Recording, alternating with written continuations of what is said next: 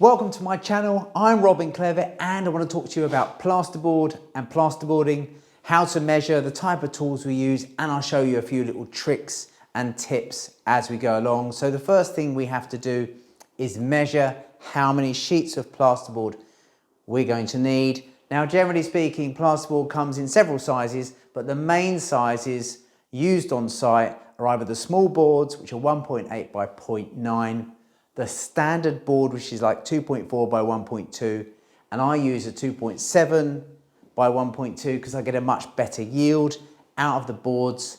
And also I like to space my rafters at 450 centers, and then I get a really nice connection all the way through. So the first thing would be to measure an area. So if I'm measuring an area for plasterboard here, I'll measure my length, I'll measure my width, and then I'll divide that by the square meterage of the board. So we've got 10 meters this way.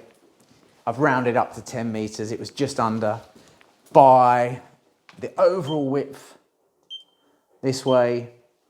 And I've got 6 meters there. I've got a few reveals, but I won't take those off.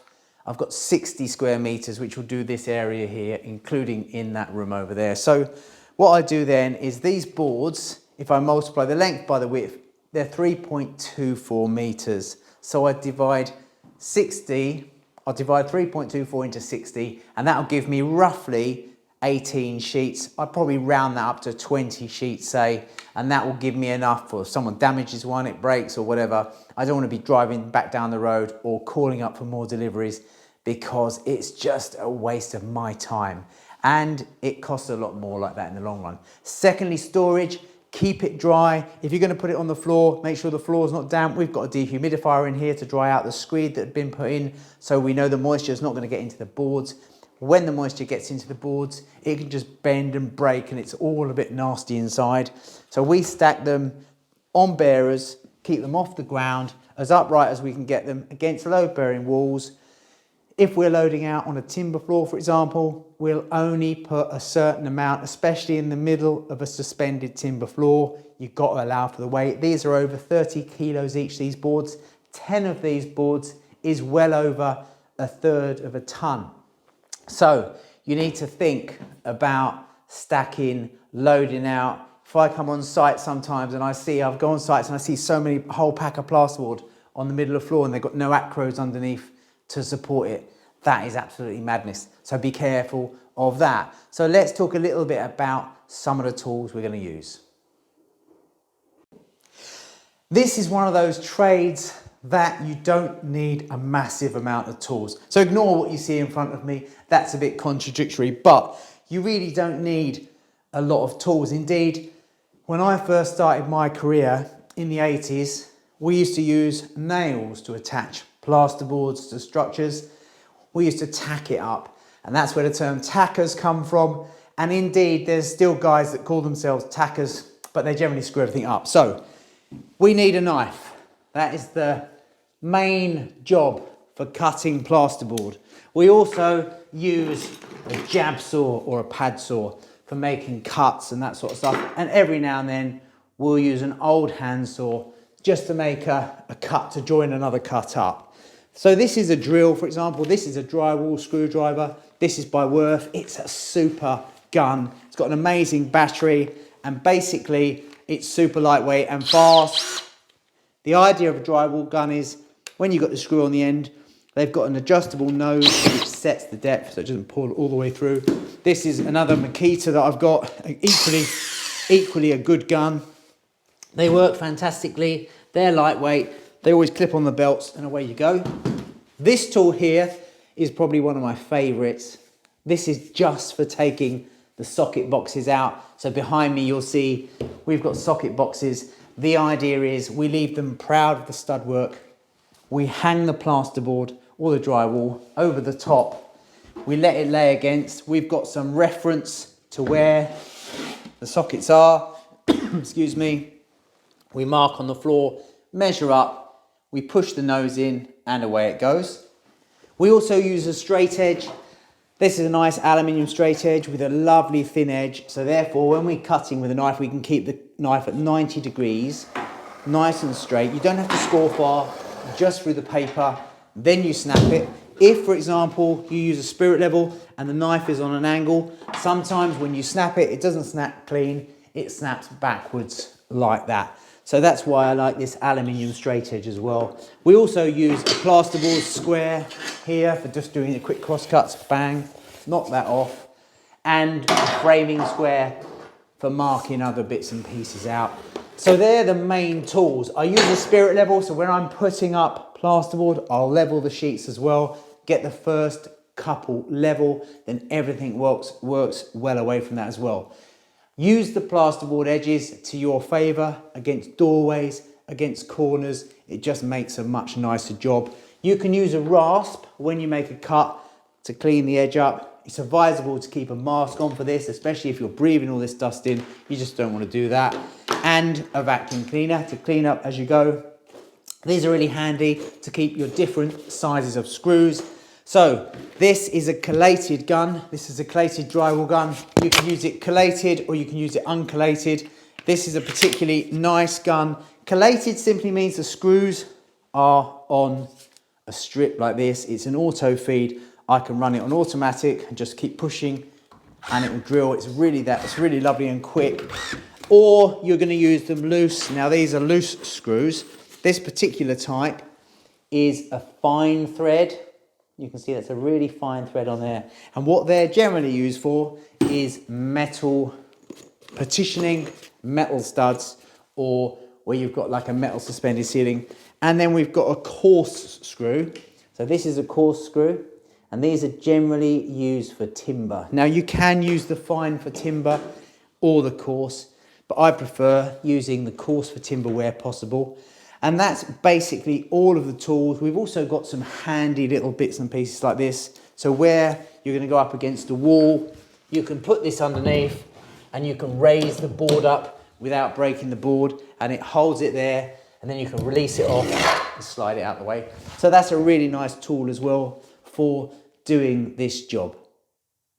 Awkward jobs around plasterboarding involve working on ceilings and lifting boards up to work on ceilings. Now in our case, we're using quite a heavy board, and between two people it's quite safe, but you need to give yourselves a helping hand. For example, where you've got a long ceiling and you've got a lot of boards to go up, you need to make sure you put your boards through straight to start with.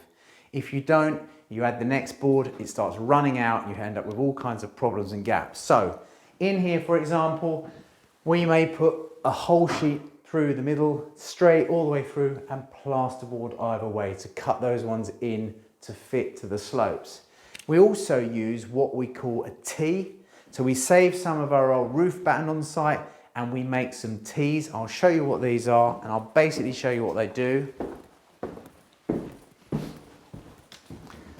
So these are a T, and when we're plasterboarding a ceiling like this, we'll lean one against the wall there, for example. We'll have another one close by. We'll be on our hop-ups. We'll lift our sheets in. We'll push them up, and then we'll just slide in the T's. And they hold the boards in a nice position for us to then get our screws, guns, and start screwing. So these are invaluable when you're doing plasterboarding. You can also get a table which raises the plasterboard up. If you were trying to do this on your own, for example, they're not that expensive, under £200. It's like a big sort of spider with some wheels, and you can lift the sheets up and put them up on your own. We don't have one of them, we don't need one because it's just something else to carry around. We just use the simple T's made from some roof battening, probably not even £5 worth of roof battening, but it's the best £5 you will spend. Simple.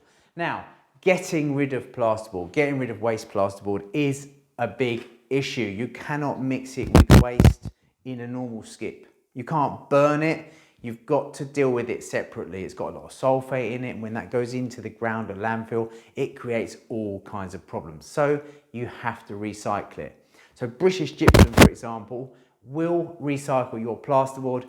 If you set yourself up right and you register with them, they will come and collect it. But in our case, we're probably too small a job for that to be sort of worth their while, if you like. So what we've got is a separate skip. So this skip here is just for plasterboard, and you can see some of the really old stuff. That's when we stripped the original building out. That was some of that plasterboard, and there's our offcuts that are going into it now, and we tried to cut them up as small as possible so they all go in, we can get them in easily, and we can fill the skip up, because these skips are expensive. If the normal waste skip there is £250, this is £500. So it's really important that you manage that waste economically. So my message to you for plasterboarding is get yourself set up well. Make sure you've got enough material, the right fixings, the right tools, and you can sail through it. It sometimes can be one of those jobs people dislike. I absolutely love plasterboarding. It gives you the opportunity to try and make pieces fit, shape them, and this is where you hone your scribing skills for carpentry and joinery. And also some of the other little tips are you can actually put, in some cases, hold bits up, fix them, and cut them in situ by scoring the back. It could be here, it could be on a square reveal, and that also saves a lot of time. But the name of the game is measuring economically and making sure you've got enough grounds. What I mean is everywhere where there's a board edge, there's enough grounds to support the board. You don't want it moving around and flopping. And I think that that is probably the best advice I can give you on that sort of stuff. And also, again, waste. Manage the waste. So anything we can't use, now it's an odd shape, we basically keep it all together, we break it up small, and in our case, we've set our skip up so we can actually make the skip from the site. It's quite safe. There's no one else on site, and you can see our little skip there, and we can just discard our bits and pieces directly into the skip, which saves time and effort, in my opinion. So that's fairly useful. Remember to wear a dust mask. Try not to make too much mess. Hoover it all up, and everything will be absolutely perfect, and you will end up with a really nice result such as this. Thank you for joining me on my channel. I hope that you enjoy plasterboarding forevermore.